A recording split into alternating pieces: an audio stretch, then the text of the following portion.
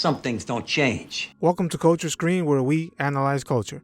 In this episode, we are summarizing the 9th episode from Season 6 of the Sopranos series titled The Ride. The episode first aired on May 7th, 2006. In the beginning, we see Christopher is watching Saw 2 on TV when his girlfriend Kelly walks up behind him.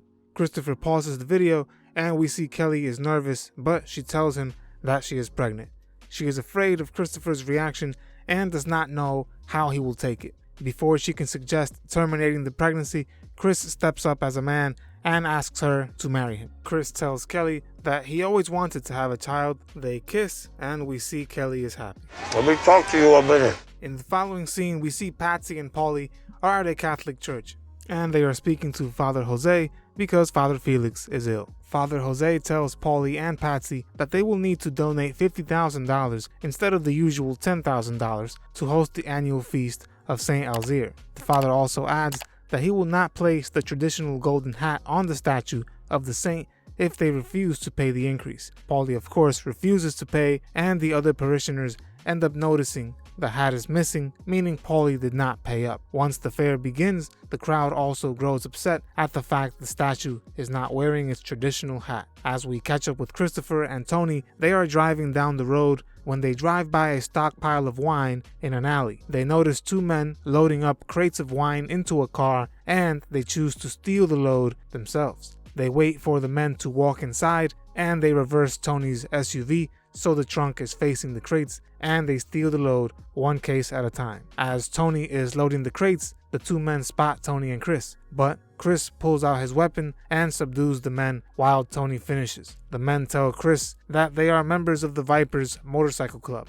As Christopher and Tony drive off, Chris ends up tagging one of the bikers as they exchange fire. Moments later, Tony and Chris head to a restaurant where they sample some of the wine. Although Tony knows Christopher is in AA meetings and that he should not be drinking, Tony offers Christopher wine nonetheless and tells him that he should celebrate his marriage to Kelly. Tony tempts Christopher by pouring wine into his glass and Christopher falls back into his addiction. If that temptation weren't enough, later on we see Christopher meets back up with Corky, his junkie friend who he tasked with setting up the Italian hitman to take out Rusty Milio. When Christopher finishes his brief conversation with Corky, he ends up paying him for a job well done. Chris also gives him drugs and Corky proceeds to consume the drugs in front of Chris. Chris is again not able to control himself and he ends up giving in to temptation by doing drugs with Corky. In these two scenes, we see how although Christopher has every intention to stay clean and sober, he lacks the willpower to stay on track.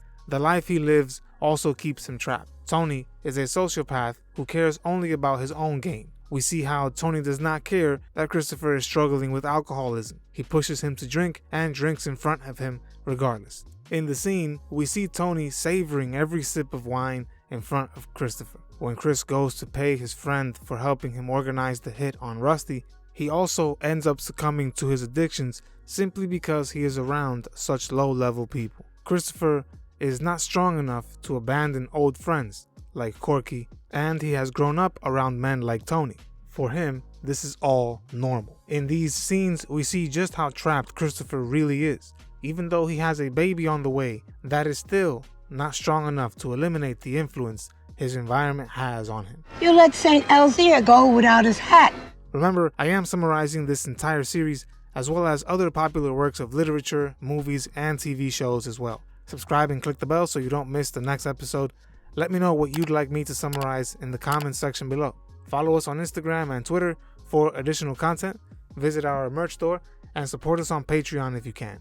Doing this helps my channel out tremendously. I really thank you for your support. Man is not complete till he's married. Then he's finished. While Carmela is with Meadow and Finn at the fair of St. Alzire, she spots Adriana's mother, Liv. When Carmela approaches Liv, Liv is a bit drunk and she asks Carmela how her daughter, Meadow, is doing. Carmela responds by saying that Meadow is doing fine, and Liv responds by saying that her daughter, Adriana, is dead, and that she knows Christopher took her out. Carmela denies the very idea and repeats that Adriana ran away. Liv tells Carmela that 2 years have passed, and that Adriana has not called her once in those 2 years. Carmela tells Liv that she is merely drunk, and Liv responds by saying she is actually depressed. After this exchange, Liv walks away, and Carmela is left thinking about the plausibility of what she said. When Carmela asks Tony again about what happened with Adriana, Tony doubles down and says that she simply ran away with another guy after leaving Christopher.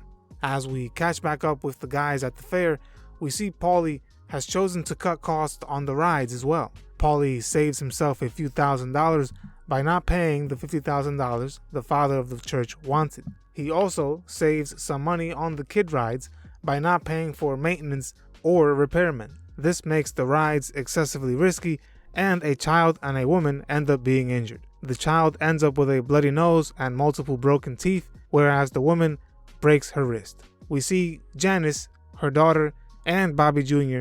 are also on the same ride, but they are not harmed. Although they were not injured, Janice, being who she is, ends up faking an injury as a way of landing a lawsuit.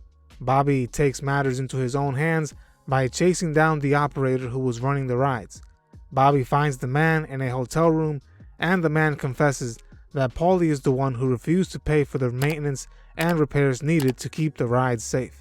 After receiving this information, Bobby walks up to and confronts Paulie and demands that Paulie pay up for Janice's medical bills as a result of him refusing to pay the proper amount needed to keep the rides safe in the first place. As word begins to spread about Paulie being cheap, Tony speaks to him in a bathroom. Tony tells Paulie that their public image is important. Paulie ends up confessing to Tony that he has been worried lately because he had a biopsy done, and he is worried the biopsy results may indicate he has prostate cancer. Tony tells Paulie that his constant worrying is a direct result of his superstitious beliefs. Tony tells him that he must stop overthinking things and that he must fix his relationship with Bobby. Later on that night, we see Paulie continues to be afraid of the 3 o'clock mentioned by Christopher after his hospitalization. Due to his fear of 3 o'clock, Paulie cannot sleep, and since he cannot sleep, he heads over to the Bada Bing. And as soon as he walks by the dancing poles, he sees a vision of the Virgin Mary. Paulie freaks out, and he later goes to visit his Aunt Nucci after trying to call the clinic where he had his biopsy done. Nucci opens the door but tells Paulie that she does not want to argue with him anymore. Paulie enters and asks her what she's watching on TV. Nucci replies, and as we are reminded of the wind blowing outside, Paulie stays to watch television with Nucci. Every day is a gift. That was episode number 74, titled The Ride. To watch the next or previous episode summary, click on the link in the description or at the end of this video. In the description, you will also find additional links for supporting our channel. I'll see you on the next episode. Don't away with the vipers. We upload new videos every week, so subscribe to our channel. Don't forget to hit the like button as well. Click the notification bell to be notified of when we upload these videos. See you on the next episode of Culture Screen.